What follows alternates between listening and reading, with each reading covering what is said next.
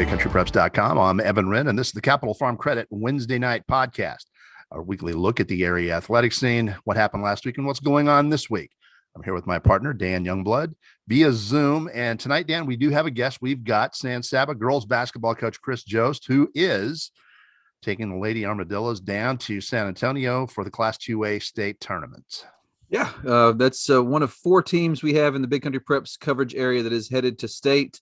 And Saba had a really impressive run. They finished up with a really impressive win over Normandy in the region championship to earn their state berth after beating up on Hearn in the semifinals. They had a very dominant run. And I think some of that was kind of set up by a really tough district they played through and really competed well in. So I'm sure they're excited about the opportunity now to go down to the Alamo Dome in San Antonio and to see what they can do. But they're one of, like I said, four teams that are headed that way, including one in their own classification with Stamford. So that's going to be a lot of fun for us. We've got two in the 2A tournament. We've got two in the 1A tournament. And there's a chance, if things fall right, that we could get those teams playing for a state championship on Saturday, which would be pretty darn neat. That would be very cool, wouldn't it? Mm-hmm. Having four big country teams going at it for a state championship, we'd be guaranteed to bring home a couple of trophies. That would be pretty cool to see. Before we jump into this week's show, we need to thank our primary sponsor, Capital Farm Credit, with offices all over Texas, including Stamford and Abilene. Buy your own slice of Texas with Capital Farm Credit. Together, we're better. All right, and with that, we're going to take a quick look at the girls' state basketball tournament, in which we've got four area teams vying for state championships. Dan, we've got two in the 1A level. We've got Robert Lee squaring off against Neches. That's slated for 8:30 a.m. in the Alamo Dome. We've got Huckabee at 35-6. They're going to be squaring off against Ackerley Sands. That's going to be the 10 a.m. game. That's also Thursday in the Alamo Dome. Then Friday, we switch to Class 2A, where we've got two ball clubs. We've got the Saba Lady Armadillos going up against Groover. That's going to be at 8:30 a.m. in the Alamo Dome. We're going to be talking to Chris Jost here very shortly, the head coach of the Lady Dillos. And we've got Stamford, red hot Stamford, advancing to the state tournament. They're going to be playing in the 10 a.m. game. They're going to be facing Martins Mill, and that'll be a toughie. That'll be a great ball game there. And so we got four shots. We lost some great teams last week, however. Yeah, we did. We did unfortunately lose Jim Ned. That was the one team that played in a region tournament last week that did not win their regional tournament game. They lost in the region semifinals to what was at the time a top ranked Canadian. But a great season for Jim Ned, and it was kind of an interesting deal where obviously in high school basketball you have that 1 week every year where you have to play 3 games in a week to get to the state tournament. Jim Ned wasn't able to do that. All our other teams were, which is a pretty remarkable feat when you think about it. I mean, sending 5 teams to a region tournament, having 4 of them advance. So a really good week for the area's teams. Unfortunately, we did have to say goodbye to Coach Cooley's Lady Indians, but and you were on hand to see that Canadian game, which was a very good game. Could have gone either way for a while there. So sure, they could have gone either way. There's several opportunities for Ned to win that ball game, including a would-be game-tying shot at the buzzer, which went in and out not once but twice. So there you have it. And Claire Graham was the one shooting it. That's the person they wanted shooting it. They had the right person at the right time. I don't know. It just was in and out twice.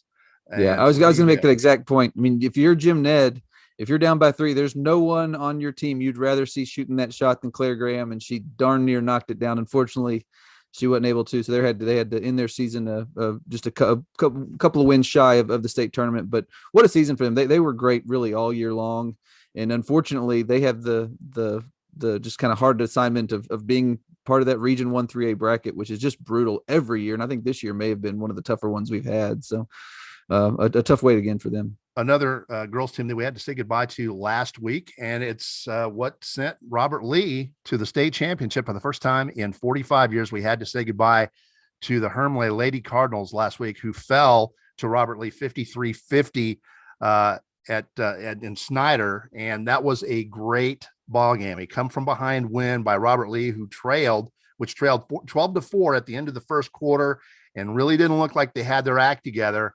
And they gradually built up their confidence and came back, made a game of it, and won it. It was, just a classic ball game. Congratulations again to Dwayne Hopper, the head coach of Hermleigh, who has put together just another great team, an outstanding program.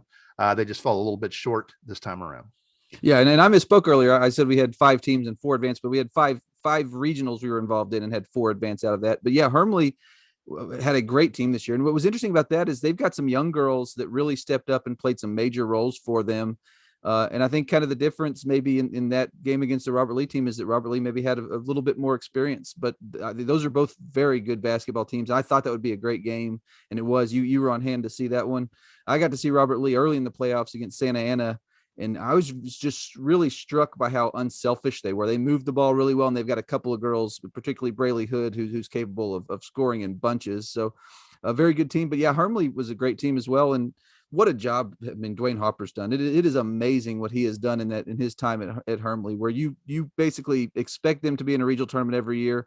And frankly, they've got a shot to advance out of their region to state most years. I mean, they've got a team capable of doing that. And this year they were right on the cusp of doing that. But congratulations to Robert Lee. They lost last year in the area round to Rankin. We're very disappointed by that. Got another shot at Rankin in that same round this year, this time beat them. And then advance all the way to state. So that's been a long time coming for them as well. It's been a long drought for them, and I know that they're really excited about their opportunity. First time since 1978 for the Lady Steers to advance to the state tournament, and they've got a couple of really key weapons. Actually, the regional MVP was not Braylee Hood; it was Kaylee Freeman, a sophomore, who is another weapon, and so that bodes well for their future. They are going to lose 4 seniors. And Coach Brandy Wilson did everything she could to avoid being emotional after that ball game, but there was just no holding it back. She had coached those kids from their freshman year through their senior year, and they battle through, coming from behind in their last 2 games to win and go to the Alamo Dome. She said they were nervous going to Western Texas, college in Snyder. That gym made them nervous, and she was like, I have no idea how they're going to handle the Alamo Dome. Because they were nervous there in Snyder. They're about to, they better do the Hoosiers thing or something and measure the rim before the ball game or something. Or I don't know. We'll see. That's always a challenge, but she does a great job with that team. And you can tell just watching them, because what I said earlier, the way they move the ball, and they do have, the ball never sticks in one player's hands. Even though they do have a couple of girls who are capable of putting up, 25, 30 points on a given night. The ball doesn't stick, it moves, and everybody on that team can shoot. So they're a lot of fun to watch. I'll be interested to see kind of how that translates, particularly once you do factor in nerves and things like that. But a great season by Robert Lee. And then the same you have to say about Huckabee, which is had a phenomenal run as well. They beat Richland Springs 52-42 in the championship after knocking off the defending state champion Dodge City 39-35 in the semifinals. So when you look at what they did and just to get to the state championship game, the Huckabee absolutely earned that opportunity. Yeah, Huckabee played up in their warm-up game, their playoff warm-up game. They played a very good Haskell team, in a Class 2A Haskell team, and they fell in that one, but gave Haskell, who we know was a good team, a game. But they played that to prep for their playoff run. And this team is red hot, with the exception of that loss to Haskell. Huckabee goes into the state tournament having won 16 of its last 17 ball games, including, of course, the 5 straight in postseason play thus far. So it's going to be interesting to see how they do. Yeah, you mentioned them playing up. They played up a lot this year. You look at their non-district schedule. They really kind of loaded it up to prepare for it. Played a lot of really good teams. This Huckabee team's talented. They've got some key players that do some special things for them, and they've got some depth as well, which is always a big thing at the 1A level. So I'm excited to see kind of how that translates. That's the thing, is you never know when you leave your region. You never quite know what to expect at a state tournament, because you don't know what the other teams have faced a lot of times, because you're just less familiar with certain parts of the state. But anytime you're coming off a region semifinals win over the defending state champion, you know that a team can play. And I think that this Huckabee team will get an opportunity to show that against a very good Ackerley Sands team.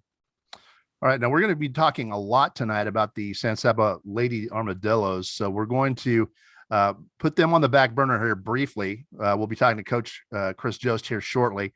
Let's talk a little bit about the Stamford Lady Bulldogs. You have liked this team from the get-go, Dan. The first time you saw them, I believe it was at the EULA tournament early on, and you warned me that they were very good, and It turned out that you were correct. And what's crazy is how much that team has improved since that day. I saw them come from behind. I saw them play multiple games at EULA, but they won the championship with a come from behind win over a really good 3A Holiday team. And I sent you a text, I think during that game, I said, just be forewarned. This Stamford team's got a chance to do some really special things. And as it turned out, you look, and they did. And you got to see, I mean, we saw all three of their games last week. You saw them beat Haskell in a really hard fought game in the quarterfinals. And then at the semifinals, they go and knock off a really good Munster team where they kind of control that game throughout. They get up by 20 points in the fourth quarter before kind of, ends up being a 10-point game, but there was never really in doubt. And then they go to the championship game and they also beat a defending state champion where they really kind of dominated Lipan at times. They won by 16 points over the defending state champion, Lipan Lady Indians, and just really harassed them with their defense. And that's the thing that I'm really excited to see in this state tournament. They got Martins Mill, which is 36-3, and it's going to be a tough game. Anytime you get to this point, it's going to be a tough game. But Stamford with that full court trapping defense, if you're not used to it, they can really frustrate you. And the fact that they're able to do that to a team as good as Lipan with the guards that Lipan has, I think is a very good sign, because if you're not accustomed to seeing that level of pressure with that level of athleticism, when you talk about, Leilani Applin and Brescia Applin there in the backcourt and some of those girls, Shanley Mueller that are sitting there, trapping. And then if you do happen to get through the trap, you have to try to score over 2 6-footers in the paint with Audrey Brewer and with Lainey Lefevre. So, and then obviously you've got Tylee Bevel there as well, who had a huge region tournament. It was so fun to watch her after she's had some knee injury issues, obviously tearing her ACL in June, not knowing whether she was going to play at all. And then in the region tournament, she was a key contributor to both of their wins. So that was really neat to see. But this Stamford team, they've got all the ingredients. I mean, they're not super deep. If they get into foul trouble, it could be a problem, but they do a really good job of avoiding foul trouble. And the girls that they have are as well conditioned as any team you will see in the state, because they get after you for 32 minutes. And a lot of those girls play 30 plus minutes. I mean, this team is well equipped. They know what they're trying to do. And they generally speaking, they're going to accomplish it. And Applin is just playing just lights out. She is scoring at will. And I mean, she had a 33-point game against Haskell last week in the quarterfinals. That was in front of a hostile crowd at the TP. That was not easy to do. That's not an easy place to play. And behind her, I mean, she lifted them up to a very tough win on the road in a tough place in the quarterfinals. It was just an absolutely packed house in a great game. And then they win a couple more. The one thing to keep in mind about this Stamford team is that no 2A team has defeated them this year. Yeah. They've got 2 losses, one to Jim Ned, which is a regional 3A team. Okay. And then they lost to Iowa Park, which is a 4A. Mm-hmm. So, and that was a close ball game. Then they've beaten multiple teams from higher classifications. They beat Snyder, they beat Ballinger, they beat Odessa, they beat Gatesville, they beat Clyde, Graham, Burke Burnett. This is a very good Class 2A basketball team. No, and the thing I like about them is just the way they're built. I mean, there are no real weaknesses. You've got a couple of girls that can really score with you mentioned Applin. She's capable of she's one of the best finishers in the paint I've seen all year at any level. I mean, if she gets in the paint, she's got a really good chance to score. And then you've got Mueller, who's another. I mean, she can shoot the three. She can hit, pull up, hit a mid-range game. She can also get to the rim.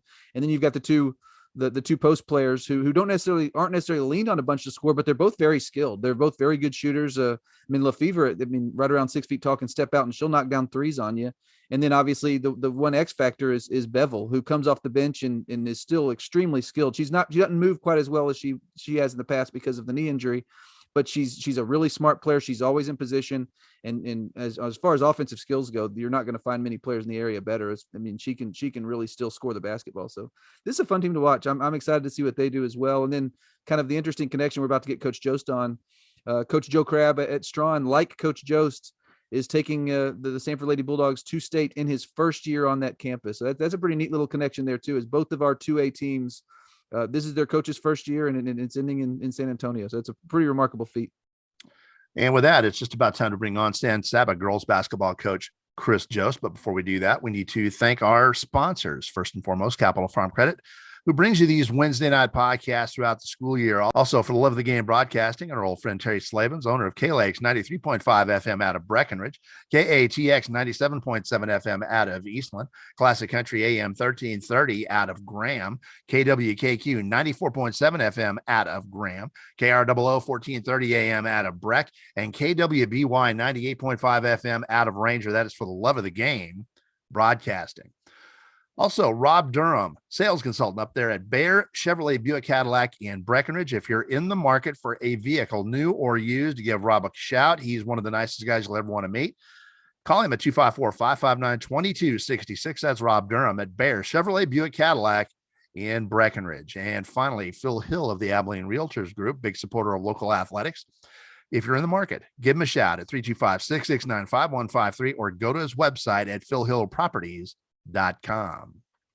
And with that, it is just about time to bring on Saba girls basketball coach Chris Jost. The Lady Armadillos are on their way to San Antonio, where they will face a very difficult, unbeaten Groover team in the Alamo Dome. But if you get that far, if you're going to get to the Alamo Dome, you're not going to be playing a patsy, and they're going up against one of the toughest teams they faced this year, if not the toughest. Yeah, no question about that. But one thing's gonna be interesting is Saba, just the way they play defensively, they really get after you and harass you as well. So I'm excited to see just kind of, how they're able to defend this Groover team, which has a lot of offensive talent. So this is a good challenge. Once you get to the state tournament, I mean, you've already had a remarkably successful season. So I think you kind of put all your chips on the table and see what happens. And I think it'll be a fun experience for them. But it looks like Coach Jost is just about ready to join us. So let's go ahead and get him on here. And joining us now, Saba girls basketball coach Chris Jost. Coach, thank you very much for joining us. I appreciate you guys having me on. Well, first off, Coach, congratulations on qualifying for the state tournament. Tell us about the biggest keys to this playoff run that we've seen and getting to San Antonio. What were the biggest keys for you? Well, defensive intensity and then just team buy-in. Really just it kind of crescended at the end of the year, but these kids accepted a new coach and a little bit different way of doing things, and it just kept building, and we played a pretty good schedule, and the belief in the kids, it just got stronger every month, and we hit the playoffs, and we had a pretty good path. We had to play Harper, but the teams that we played weren't as strong as some of the teams we played in our own district. So we just got momentum going, and the kids' belief kept building, and it took us all the way to the regional championship. So.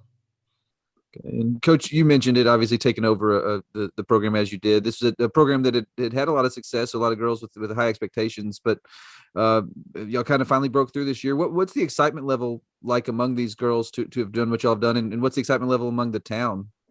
Oh, it's off the charts. They've had several teams the past couple of years that they thought they had the team that was going to crack through and get to the state tournament. They've had a lot of talented players here, and obviously they had a great coach. And they had, especially the past 2 years, I know maybe the last 3, they've had some near misses. And, the disappointment that went with that has kind of built on the excitement. Everybody's just really jacked in Saba right now. So, we have several kids that have been to the regional tournament 3 and 4 years now. And especially, the tough, close losses they had the past 2 years. Again, they thought they had, and they did, for all intents and purposes, they had state tournament talent, and it was just a 1 or 2 point game both years that kept them from getting there. So, and I mean, you look at this playoff run, obviously y'all avoided any close calls, a very dominant run, including even the win over a very good Harper team there with a former district mate, but just what's the confidence level like from this team, just having done what it did in the playoffs, going into the state tournament with a lot of momentum? Well, it's interesting. It was pretty surreal for the kids on Saturday after winning the championship. And sometimes I think it hits you quicker if you win a close game or if it's against a rival. But just how we were able to come out of the gate and jump all over our opponent and then kind of keep them at bay, it was kind of unexpected. So it was just, wow, look what we just did. So, the kids are kind of letting that absorb this weekend. And we kind of went light today and kind of had a short practice. We got some kids that are sick and banged up, and we're going to get back after it tomorrow with a late practice after school. So, we've kind of been away from them a little bit and kind of let them absorb it with their family. But I think there's a lot of confidence there. I think they feel like, we've played some tough teams, and we've gelled as a team, and our defense has really come together. And I think they're ready to put it on the big stage and see what we can do. Coach, you were talking about that tough district you were in with the likes of Mason and Harper. Tell us how much that district prepared you for a postseason run. It had to prepare you pretty well. It did. And, another really good team that we had in our district is Gulfweight.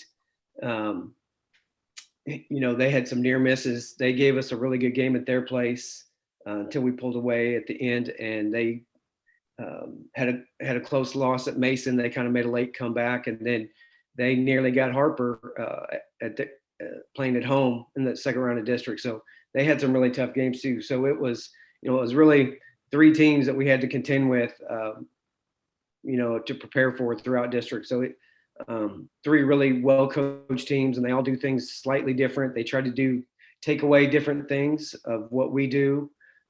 So it was a great challenge for our coaching staff and our team to kind of overcome that. And it was just crazy how we had the three-way tie where Mason beat us twice, we beat Harper twice, and Harper beat Mason twice. It just came down to matchups and how different teams guarded other teams, and that was really interesting. And we were able to meet Harper again and beat them. It would have been interesting to see if we had played Mason that third time. I'm sure that they were uber prepared for us. I know that I probably never scouted a team as much in a season as I did them, knowing that we might have to play them 3 or 4 times this year. So, but yeah, I think it really helped us for the playoff run just from the competition level every week. So, Coach, you've got an unbeaten Groover team waiting for you in San Antonio. It is your job to game plan for them. What are your impressions of this ball club that you're going to be going up against, and what are the keys to advancing beyond them? Well, from what I've seen so far, is they're a very confident, fundamental team. They're very disciplined on defense. They try to take away what you want to do in the half court and pressure a little bit in the full court. And then on offense, again, with their fundamentals and their skill level, they are pretty much in attack mode. And we're going to have to keep the ball in front of us and not give them multiple opportunities at the basket. And obviously, Keon, they've got several good players, but really 4 that are just really, really good players, along with one Division I player. So we're going to have to find chinks in the armor in film this week and figure out a couple ways where we can distort and disrupt what they want to do. And they're trying to make an undefeated state championship run, and we're going to try to make that as hard as we can on Friday. So. And you kind of mentioned the depth of talent that they've got. Y'all have got several girls as well. I mean, you've got a really good nucleus with this team. Just talk a little about that, just this group that you have, and some of the leadership and talent, and just having a little bit of a balance there. Yeah, so we don't necessarily have any big time scorers. However, we have several girls who have had big scoring games. It's really been balanced throughout the season. I guess the first big surprise we had was our senior post, Nohemi Martinez. When I got here this summer, I was thinking, she was going to be our 6th man, kind of be our backup for our returning big post girl. And then I immediately saw at team camp some things that she was capable of, and said, we might have to play those 2 together. And I guess that was a pretty smart idea, because their 1-2 punch inside as well as on defense has been an anchor for us all season long. The other post I'm obviously talking about is senior forward Landry Glover. And she's really played more outside this year as much as she can. She's kind of inside outside in zone offense. And just the tandem of those 2 playing off of each other and ball screening for other players and creating opportunities for themselves out of our ball screen offense. Both of those young ladies have had a big year. But we've really been very balanced. We got a lot of good guards. I'd probably say led by, I call her a guard, but she's more of a swing forward player. 5'8" junior Lexley Amthor has had a really strong season this year. She started off like some of the girls, trying to figure out their place in what I wanted to do offensively. They all kind of bought into the pressure defense and just got into that pretty quick, even this summer. Excuse me. But running a different, where everybody touches the ball, everybody gets opportunity. You got to make the most of the opportunity that you get when you have it, second or third time in an offensive possession. She kind of struggled a little bit early, and then she got hurt at the Marble Falls tournament before Thanksgiving. She got her nose broken and was out a couple games. And at that point, she was kind of doubting herself a little bit. And then she came back within a week or two from breaking her nose, and she's been on a tear since then. I think she was averaging 4 points a game before Thanksgiving, and she's probably averaged 12 or 13 since then. And she was just a force of nature the other night in the regional finals. Normandy was ready for her, and they were trying to cut off her driving lanes, and she was going left, going right, getting under the basket. And maybe even better than her offense is her defense, playing the passing lanes and how she reads eyes in our full court press. And so she's had some really strong games and been really steady for us this year. Another guard that's been strong for us is sophomore point guard Jenna Lambert, and she doesn't necessarily have to score points to affect the game, just because out of our pressure defense, she harasses the ball handler so much that on Saturday, the two young ladies that she was guarding, by the end of the game, they just wanted to get away from her. She was just on their hip and in their ear and jumping passing lanes, and anytime they were away from the shot, she'd box them out at the high post. And she has had a few scoring games. One of her probably most outstanding games this year was the home game on senior night in the season finale against Mason. It was a knockdown, drag out, came down. Mason beat us 37-35. But in the closing seconds, Jenna got a steal at about half court and kind of zigzagged through a few Mason kids and got to the basket and scored what would have been probably a game time bucket. And she got called on a bit of a charge, but it was one of those. It was kind of an iffy call, but she made 3 or 4 defensive plays and offensive plays. She almost stole that game for us with her heady play against Mason, and she's just been really tough for us on defense, and she gets us into our offense even when she's not scoring. And she is a good 3-point shooter, and she can get to the basket and finish. She gets us into our stuff and kind of gets us settled down. Another guard that's been really solid for us this year is junior Madison Shahan. She's had a couple good scoring games, but she's kind of our glue guy. She throws the ball in bounds for us on sideline and baseline plays, and she's just in the right spot. She's on the backside boards. She rotates and covers in help. She jumps in the passing lane. So while she doesn't maybe get as many stats as some of the other kids, she gets timely stats on both ends of the floor for us. And she's also a really good passer. She's one of our leaders in assists. One guard is out of action for the rest of the season that we lost, middle of district, is senior Jada Lambert, and she was kind of our 6th man for most of the season. And then coming out of the Christmas tournament, she kind of had the hot hand and moved in the starting lineup and was really hitting her threes. And at the time, she was one of the leading free throw shooters in Central Texas. And then she tore her ACL at the very end of the first Mason game. So we've been out without her for about 11 games. She was having a pretty strong year. So that's kind of our main 6. Coach, we touched on your defense, but I'd like to know a little bit more about the keys to your defensive success this year, your philosophy and coaching defense. Obviously, it's a priority because you guys were awfully difficult to score on all year. Yeah, well, we play what's called the ball press defense, and I grew up playing this defense in my dad's system, even up through junior high, and we're pretty much based out of a 1-2-2, but we played at different levels. And as we practice it in breakdown drills, we do some trap drills, but we do a lot of man-to-man, one-on-one, contain the ball, catch up to the ball. So out of our defense, it's kind of a 1.5 people are on the ball. Somebody's on the ball, and somebody's, whichever way we're leading the ball or influencing the ball, we have somebody that's, looking to either trap or jump the passing lane. And it's just been very effective. I've had success with it at several schools, but I've never had a group of girls first year just come in and just totally buy into it and say, we can do this, we can win with this. And man, they've really run with it. Yeah, and that's interesting. We were talking about this earlier that there's some parallels. We cover Stamford as well.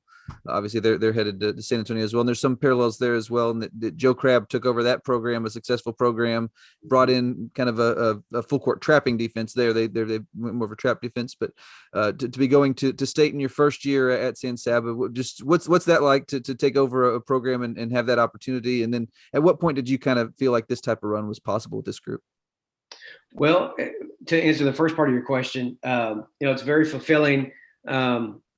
I knew that just because of the tradition here, that it was, it's a possibility. If you got really good players and they buy into your system and you get hot at the end of the season, anything can happen.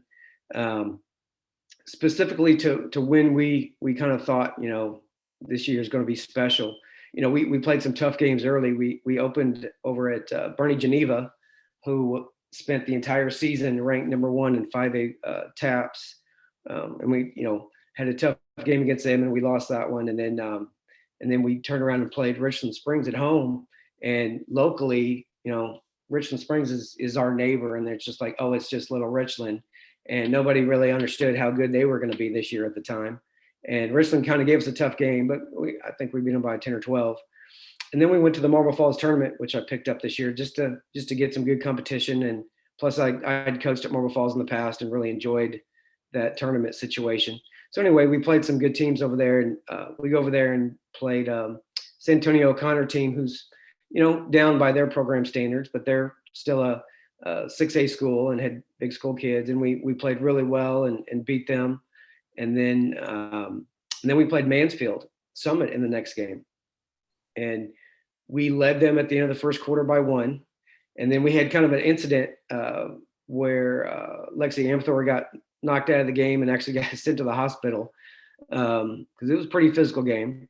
And even after she left and her mama had taken her to the emergency room, our kids were still fighting. And we were down 21-20 with about 3 minutes to go going to the half. And even though kids are playing really hard and playing really well, they're kind of surprising themselves at this point. Now we ended up running out of gas against them in the second half, but then we turned around the next day and we beat Coppers Cove by 15 or 16. And then we played a pretty good San Marcos ball club in the semifinals of the bronze bracket and kind of had them on the ropes, missed some shots and made a turnover at the end that let it get away. So then we're playing third place in the bronze bracket over at Marble Falls against a pretty good Hutto team and trailed the whole way, trailed by 10 points going to the fourth quarter. And had some of our sub kids that were injured, had a broken finger and somebody's knee was acting up. And then obviously Lexi had been knocked out. And so we're down by 10 and we're tired because it's our 5th game in 3 days. And just kind of got in the huddle and said, let's find out what we're made of. And that last quarter, we ended up outscoring them 22-2 to win by 10 points. And, playing our defense with intensity, without some of our injured kids and other kids stepping up. It was kind of at that point of, wow, if we can play this way against this high level, athletic competition anyway, what can we do against other 2A schools? And that kind of springboarded us forward into, right up to the pre-district part. From that point, we won 19 of our next 20 games. We lost to a pretty good Archer City team up at Santo tournament. But then going into Christmas, we don't, since before Thanksgiving, we'd only lost to Archer City. So kids were building a lot of confidence and we go up to the Comanche tournament and we're playing Cisco, and Cisco was playing some pretty good ball at that time. And we were able to jump on them early and beat them worse than we probably should have. So that built a lot of confidence. We had a couple kids get all tournament at Comanche. And then a week later, on our open day, when I probably should have been scouting Harper and Mason, I picked up a game at Lipan. And our kids went up there and missed a 3-pointer at the buzzer that would have tied the game at the end. We led late and missed a free throw, and Lipan just has some really great guards that, have been in tight situations a lot, especially some of those kids that played in the state championship last year. And they found a way to win at the end, but just kind of the culmination of the tough competition at Marble Falls and overcoming adversity and then building some momentum along that run. Going into Christmas, we met Harper, and they'd only had 3 losses at that point, and we were able to beat them by 12 or 14 points at our place, and so all of that kind of built confidence, and just making these kids believe in themselves and believe in what we could do at this point of the season. So, Coach, you've got a personal opportunity here. This is your second trip to state. You took Goliad there in 2017. What's different this time around, and what did you learn from your first trip over there? Well, I learned a lot because first thing I learned was I didn't do enough personal research on the whole state tournament experience. There's a lot to go into all the specifics and particulars of being at the Dome and times to get there, and leaving the hotel, and all the certain preparations. We're much more prepared from that standpoint, just it being my second time around. Just being more thorough with all the UIL information that they sent with us. And for instance, this morning I finished typing for our administration a 4-page itinerary from the time we leave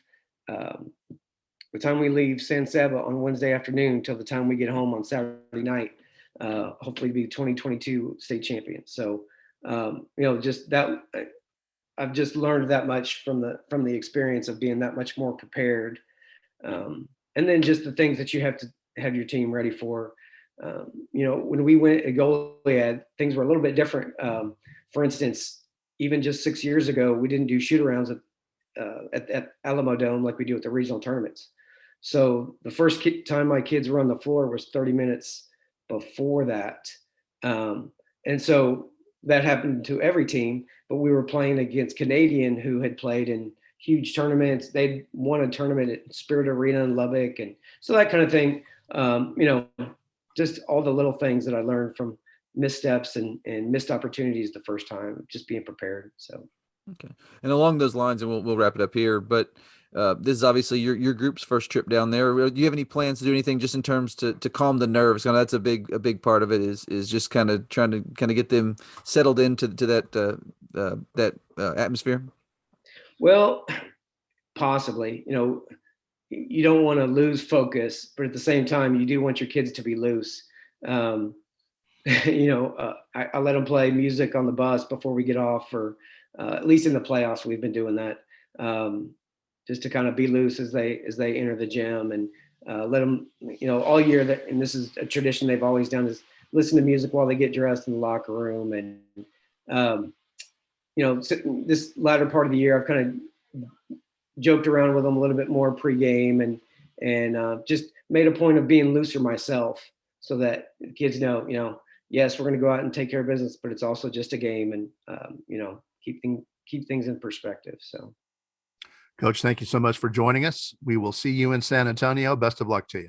All right, guys. Thanks for having me. And that was San Saba girls basketball coach Chris Jost. I am looking forward to the trip down there to the Alamo Dome. It's always fun down there, always well received, and it should be interesting. We've got 4 shots at a state championship here in the Big Country. Let's hope we can bring one home. Yeah, I mean, that's always the goal. I think anytime you send anybody down there, you'd love to see them have success and come home with a trophy. And regardless what happens, the teams we're sending down there have had great seasons. And obviously with having Coach Jost on, that certainly includes San Saba, which, is going into the state tournament with 30 wins. And that's kind of the mark, I think, of an elite high school basketball season. When you get to 30 wins, you've really done something special. And this team has, like I said, when you look at what they did, really throughout the playoffs, it was a very dominant run. I mean, they played, the closest game they played was against their own district mate Harper. They beat them by 14 points. So you're talking about a team that was really had a special run, and they're going to go into the state tournament with a whole lot of confidence, which is always fun to see, as is Stamford, which has kind of done the same thing. They've won all their playoff games by double digits as well. So just a really fun time of year. I mean, anytime you get a team with a chance to go compete for a state championship, it's a lot of fun. And it's always fun to talk to the coaches after they've kind of led their team to that point as well, because that's sometimes a once in a lifetime opportunity. So I was glad we were able to get Coach Jost on to talk about it. That's just about going to wrap things up with the Capital Farm Credit Wednesday night podcast. But before we do that, we want to remind you that we have 3 separate subscription packages here at Big Country Preps. We've got a monthly for $5 a month. We've got a semi-annual 6-month subscription where we knock that price down to $4 a month.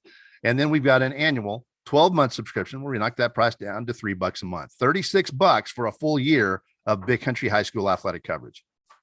We'd also like to remind you that if you see a photo you like in any one of our galleries, those are available for purchase. You can purchase a digital download for just $7.